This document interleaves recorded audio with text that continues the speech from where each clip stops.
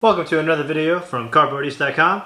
My name's Jay and I play Asian board games. Today we're going to be talking about Crash Octopus.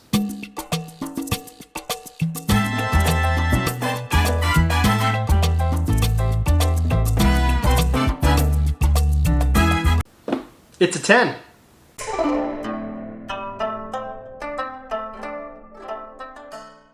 Oh, you wanted more? Alright, fine. It's a 10. Not because I think the game is perfect, but because, well, how I rate games is it's a 10. I don't think it's going to leave my collection anytime soon. If you want to read more about how I rate my games, go down to the description and hit the link and read my article. But if you don't like to read, I'll just break it down right now. Why a 10? Well, Crash Octopus I think is one of those rare games that just has that it factor. Like, it's fun, sure, but it's cool. I mean, you get really high quality components and a nice covered box. I mean, each one of these 8 tentacles is unique, and they're not dainty, they're big, chunky pieces. Look at this octopus head. I'm worried that I broke my table. Now, you may be confused that you think, oh, this game comes with jewelry. But no, this is actually the game board itself. It's actually quite big. It's not as tiny as you think. You have quite a lot of space that you have. I mean, it's as big as Waterdeep, almost as big as Europe, and bigger than Iberia. Each one of the treasures are nice, thick wooden blocks that are just big, vibrant, and really stand out on the table. The game itself came with friction stickers that you apply to the boat that allow some extra friction for the wooden pieces on the boat.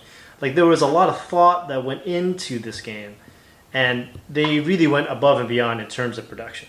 Now, a lot of people were concerned about the flags. They're like, how can the flag, when you flick the flag, won't it wear down, won't it break down? But the truth is that these are really quite sturdy. I was really surprised. Like, the quality and thickness of this is thicker than any card that I've gotten in a game, and I think it'll last quite a few plays. Like, you got to play this maybe, I want to say 50 to 80 to 100 times before this starts to wear down. And if you're worried, I mean, they gave you like 2 of each color. If you're really worried, they even gave you little white flags. Learning the game. Is the game hard to learn?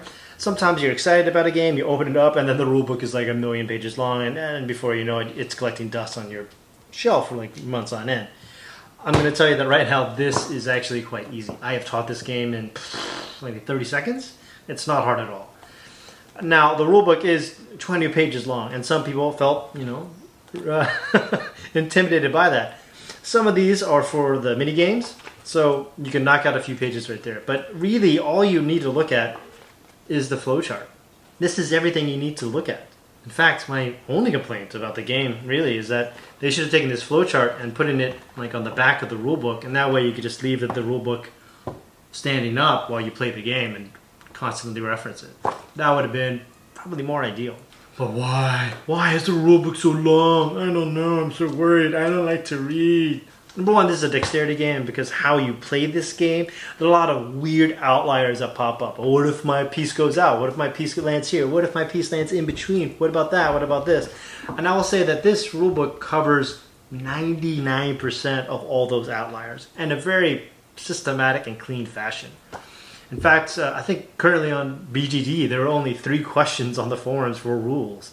And all of them had answers in the rulebook that other users later responded like, you should check page 9. So I don't think the rulebook is anything for you to be afraid of. One of the strengths of the game is that the theme matches perfectly. You're on a boat, you want to collect treasure.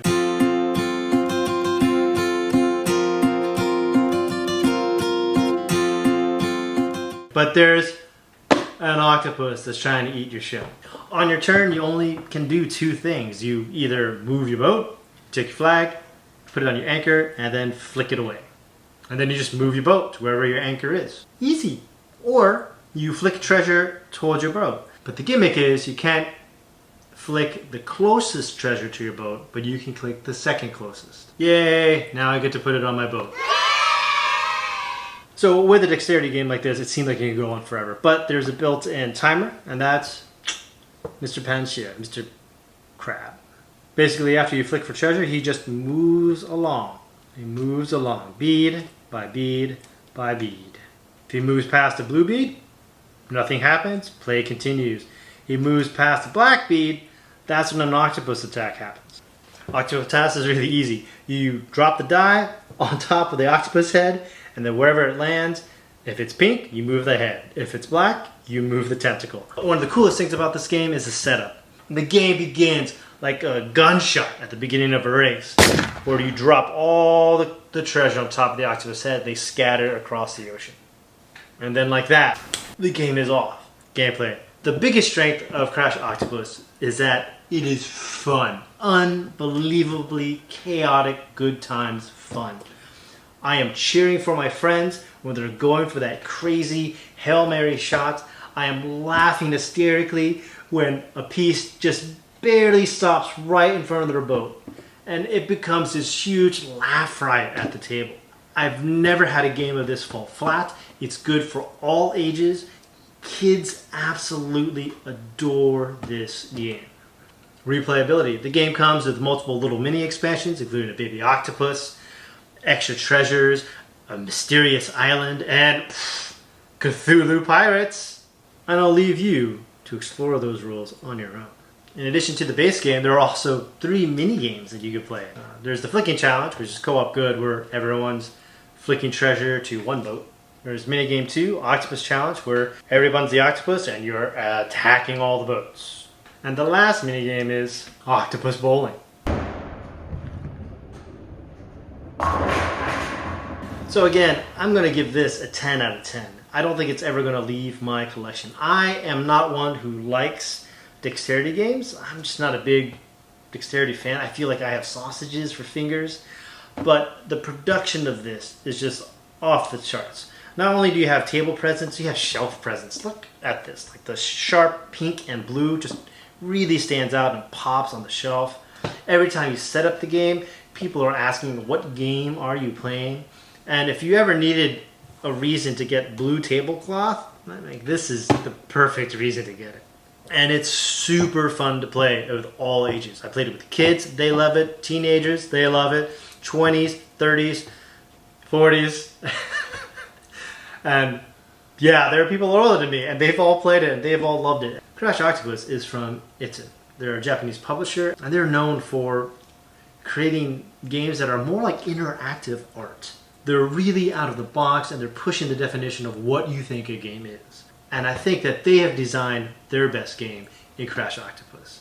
I think this is better than Tokyo Highway. I think it's better than Tribes. I think this is better than Moonbase. And if you only can get one Itten game, I would strongly recommend that you get Crash Octopus. And that's why it gets the Cardboardy seal of approval. Thanks for watching to the end of the video. If you like what you see here and you want to see more of these videos, like, subscribe, hit that bell icon, and get notified of our next one. Once again, my name's Jay, and I play Asian board games. Thanks for watching.